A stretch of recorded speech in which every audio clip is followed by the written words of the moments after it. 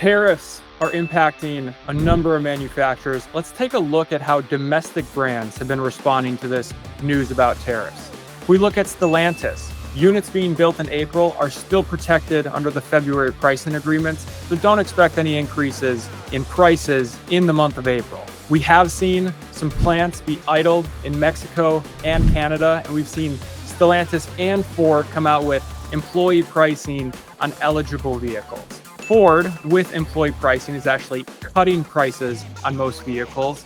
And GM, we're starting to see them ramp up some production at US factories. In terms of a more general announcement from GM, they said, talk to us at the end of the month at the upcoming earnings call here at the end of April. Something that I was touching on earlier during our pre-brief. One thing that's very important, we should remember, and James, I realize you could expand on this much more than me, but for my simple mind, remember, it's normal for the consumer to react and panic very quickly, right? That's what the consumer does. But what I really liked about that GM response there is talk to us at the end of the month. It's like, hello, everybody. Every one of these factories is doing the same darn thing. They don't know what the hell is going to happen next. They're just taking the information that's in front of them and trying to make the best decision. And we're kind of like looking at it going, well, they should know. It's like, well, no, they shouldn't. They have no clue who's going to come to the table, meaning these other countries, when they're going to actually get a deal done, why, what the numbers will look like, etc. You'll see that Mercedes announced, what was it, yesterday or a couple days ago? This week. They were going to absorb all of the tariff costs for 2025 models. So the analogy that I used earlier is this. We're seeing this as some big chess move. Fine, it's a pawn. It's not a rook, it's not a knight, it's not a queen, it's a pawn. And it looks amazing. Look at the choice of words, indefinitely. So James is heading up Mercedes-Benz. He says, you know what we can do to stabilize all of our customers right now and make sure we keep moving product? We're gonna take care of it in the short term. Boom, we're gonna use the choice of words indefinitely. That's the same damn thing GM's doing, it's just not as sexy. It's like they're not technically taking care of possible implications to the customer. Now, they're different, of course, than Mercedes is, fully different where they're made, the price structure, how much they're getting hit for, I get it. But we're seeing these manufacturers making these moves, and I think Mercedes did a really good job making this chess move in which a lot of people perceive it as being, like I said, a rook or a knight or even a queen. It was really just a pawn.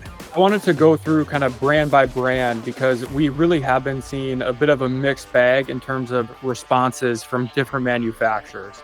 Like Steve, you just mentioned, Mercedes is absorbing costs for all 2025 models indefinitely. BMW said that they're holding prices steady through May, but June pricing is going to be announced on April 22nd. Nissan has actually went the opposite way. They're cutting prices on the 25 Rogue and Pathfinder by roughly $1,000. Hyundai, they cut a deal to invest a total of $21 billion in the US from 25 to 28. They've been adamant that they're not going to increase prices. Honda not raising prices, but Volkswagen, a little bit different. Dealers can expect added import fees as early as mid-April. Toyota has mentioned they'll be covering higher costs tied to tariffs. Jaguar Land Rover said no price increases in April or May, but vehicles are being held for 4 weeks in the UK. Porsche is going to be passing through price increases. Volvo, they're making some plant shifts. Audi, they have halted shipments arriving at ports after April 2nd. Over 37,000 vehicles are actually going to be unaffected. And then if we look at Infiniti, they're pausing production until further notice, and more updates are expected later on in April. So again, very much of a mixed bag. We're seeing some manufacturers absorbing costs. We're seeing some manufacturers like Nissan trying to cut costs. And then obviously like Volkswagen, we are seeing some manufacturers go the opposite way and passing on some of those fees ultimately to the consumer. James is going to go through some of the details about the history of tariffs and how we've gotten to this situation.